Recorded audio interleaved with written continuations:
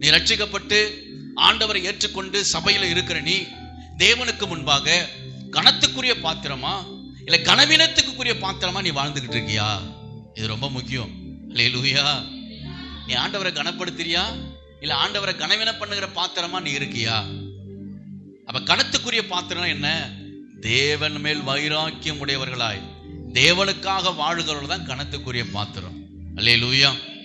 ஏசாயா 43:4 நீங்க வாசித்து பாருங்க. அந்த வசனம், என் பார்வைக்கு அருமையானபடியினால் கனம் பெற்றாய், நானும் உன்னை சிநேகித்தேன், ஆதலால் உனக்கு பதிலாக மனுஷர்களையும் உன் ஜீவனுக்கு ஈடாக ஜாதிகளையும் கொடுப்பேன். அல்லேலூயா. கர்த்தருடைய பார்வையில நாம கனத்துக்குரிய பாத்திரமா இருந்தா அவர் நம்மளை கனப்படுத்துவார். அல்லேலூயா. அவர் பார்வையில நம்ம எப்படி இருக்கணும்? அருமையானவர்களா இருக்கணும். அருவருப்பானவர்களா நம்ம இருக்கக்கூடாது. நல்லா சொல்றது புரியுதுங்களா? நம்ம தேவனுடைய பார்வையில எப்படி இருக்கணும்? அருமையானவர்களா இருக்கணும். அருவருக்கத்தக்க பாத்திரமா இருந்தா கனம் நமக்கு வராது. அருமையானவர்களா இருந்தீங்கன்னா கனம் உங்களை தேடி வரும்.